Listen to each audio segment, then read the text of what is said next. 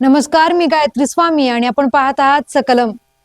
जुने लोक म्हणायचे मुलं म्हणजे देवाघरची फुलं, पण आजकाल ही फुलं बागेत नाही तर मोबाईलच्या स्क्रीन मध्ये बागडताना दिसत आहेत. स्क्रीन मध्ये डोकं खुपसून बसलेली मुलं, मलूल झालेली, चिडचिड्या स्वभावाची बनतायत हे आपण आजूबाजूला पाहतोय. हे सांगायचं कारण घडलंय असं की 20 वर्षाच्या अमेरिकन मुलीने मेटा, युट्यूब सारख्या कंपन्यांवर तिचं बालपण सोशल मीडियाच्या व्यसनाने वेढून टाकलेलं. त्यासाठी तिला आर्थिक मोबदला मिळाला पाहिजे असा दावा केला. अमेरिकन कोर्टाने खटला चालवला. अंदाजे 56,70,00,000 रुपये मेटा आणि युट्यूबने द्यावे असा निकाल दिला. पण आपल्याकडे मुलांना सोशल मीडिया वापरता येणं हे भूषणावं वाटतं. मुलांचा मोबाईल अतिवापर म्हणजे पालकांचा हलगर्जीपणा. यात नामानिराळ्या राहतात त्या कंपन्या. आमची पोरं सिगरेट उडत नाहीत, पण त्याहून भयानक काय असेल तर हे सोशल मीडिया व्यसन. मग मुलांच्या सोशल मीडिया व्यसनाची जबाबदारी कुणाची? पालकांची की लेकरांना स्क्रीनची भुरळ घालणाऱ्या अल्गोरिदमच्या जाळ्यात ओढणाऱ्या कंपन्यांची? सविस्तर जाणून घेऊयात मुलांच्या सोशल मीडिया व्यसनाला जबाबदार कोण. केली या अमेरिकन मुलीने Instagram, Facebook, WhatsApp, YouTube, TikTok आणि स्नॅपचॅट या कंपन्यांमुळे तिला सोशल मीडियाचं व्यसन लागलं. मला स्ट्रेस, एन्झायटी, स्वतःच्या शरीराला घेऊन, सुंदरतेला घेऊन न्यूनगंड निर्माण झाला. मित्रांपासून, घरच्यांपासून मी तुटत गेले आणि शेवटी आत्महत्येचे विचार यायला लागले. याची भरपाई या कंपन्यांनी दिलीच पाहिजे असा दावा केला.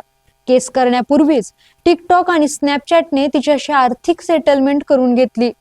कोर्टात दावे प्रतिदावे झाले. कंपन्यांचं म्हणणं की केवळ सोशल मीडियाच्या वापराने असं झालं हे आपण गृहीत धरू शकत नाही. तिच्या व्यक्तिगत आयुष्यातल्या गोष्टींचाही यात वाटा आहे. या खटल्याच्या दरम्यान मेटा, गुगल कंपनीतील बऱ्याच महत्वाच्या हुद्द्यावर असलेल्या पदाधिकाऱ्यांनी सांगितलं की मुलांना जाळ्यात ओढण्यासाठी ड्रग्ज सारखं सोशल मीडियाचं अल्गोरिदम ऍडिक्टिव्ह बनवलं आहे. सरते शेवटी केलीने केस जिंकली. कोर्टाने अंदाजे 56,70,00,000 रुपयांचा दंड कंपन्यांना दिला. हा दंड मोठ्या कंपन्यांसाठी त्यांच्या कमाईच्या 0.002% इतकाच आहे. एकदम क्षुल्लक. 56,70,00,000 रुपयांच्या दंडापैकी अंदाजे 28 कोटी रुपये केलीला मिळतील. तुम्हाला वाटत असेल 28 कोटी मिळाले, तिची लाईफ सेट झाली, पण यात तिने तिचे बालपण गमावलं. ती हानी यातून कधीच भरून येणार नाही. इथे प्रश्न हा फक्त केलीचा नाही, तिच्यासारख्या हजारो मुलं या सोशल मीडियाच्या विळख्यात अडकतायत. आपल्या भारतात तरी काय वेगळी परिस्थिती आहे. आपण रोज बातम्या ऐकतो.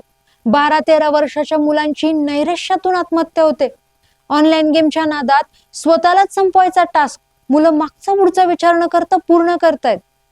इतरही वेळेस मुलांना खेळायला नको, फक्त मोबाईल हवा अशी पालकांची कुरकुर आपण ऐकतोच.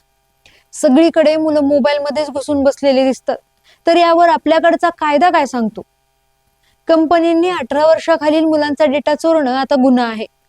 जर एखाद्या ऍपने आपल्या पोरांच्या वागणुकीवर पाळत ठेवली तर त्यांना 250 कोटीपर्यंतचा दंड होऊ शकतो. आपल्याकडे कायदा म्हणतो पालकांची परवानगी घ्या, पण आपली पोरं जुगाड करण्यात पटाईत आहेत. खोटी जन्मतारीख टाकून अकाउंट उघडणं त्यांना डाव्या हातचा मळ आहे. सरकारने सांगितलंय की कोणताही सेक्शुअल कॉन्टेंट 3 तासाच्या आत काढलाच पाहिजे. एवढ्याने काय होणार?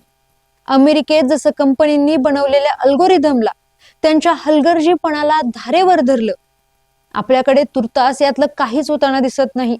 कंपन्यांचं अल्गोरिदम विषारीच आहे हे आपल्याला माहितीच आहे. म्हणून पालकांची जबाबदारी वाढते हेही आपण समजून घ्यायला हवं.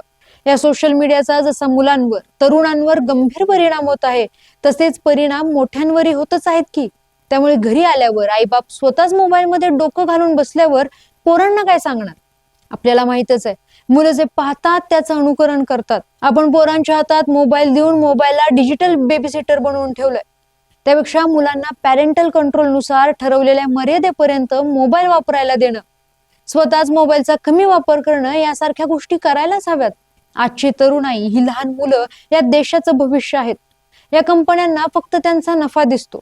त्यांना आपल्या पोरांच्या भविष्याशी काही देणं घेणं नाही. मुलांना अल्गोरिदमच्या जाळ्यात ओढणं, त्यांचा प्रोडक्ट सारखा वापर करून घेणं, त्यातून त्यांना फक्त मेटा मनी हवा आहे. मेटा कंपनी वर्षाला $600 कोटी कमवते. त्यांच्यासाठी $60-70 लाख दंड म्हणजे हत्तीच्या पुढं गाजर टाकण्यासारखं आहे. ते हा पैसा फेकून पुन्हा त्यांचा बिझनेस ऍज युजल सुरू ठेवतील. आपल्याला कल्पना आहेच, कितीही कठोर कायदे लागू केले तरी या मल्टीबिलियन कंपन्या चोरवाटा शोधतीलच. यामुळे आपणच सजग होणं गरजेचं आहे. आपल्याला विचार करावा लागेल. आज या कंपन्यांना जबाबदार धरलं तर उद्या कुठे जाऊन ते त्यांच्या अल्गोरिदम मध्ये बदल करतील जे त्यांना करणं शक्य आहे. आता शहाणे झालो तर आपली मुलं वाचतील. काही बदल स्वतः तर काही बदल व्यवस्थेत करण्याची गरज आहे. कर्नाटक सारखी 16 वर्षाखालील मुलांवर सोशल मीडिया बंदी महाराष्ट्रात, भारतात आणायला हवी का? तुम्हाला काय वाटतं?